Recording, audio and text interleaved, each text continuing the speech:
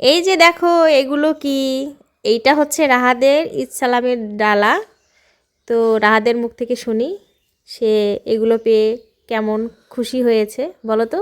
Hello guys, আমি তোমরা যে দেখতে পাচ্ছ সামনে যে একটি ডালা, সেটা কিন্তু ইচ্ছারামির ডালা।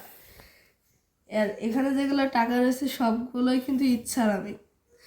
আর এইটা আমার বলতে গেলে বাবা মা সারা কেটেছে, কিন্তু ঈদ সালামিগুলো যে দেখতে পাচ্ছ এতগুলো টাকা, এগুলো কিন্তু আমি এমনি এমনি পাইনি।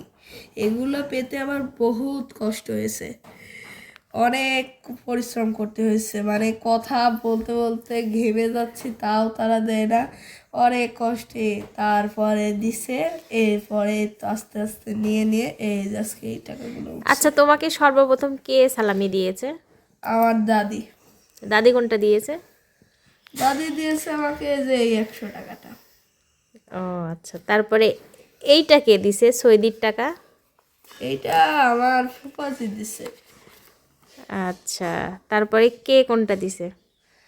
তারপরে এই যে এগুলো আমার মিঠু চাচ্ছু দিছে। তারপরে এটা তো আমার দাদি দিছে বলছি।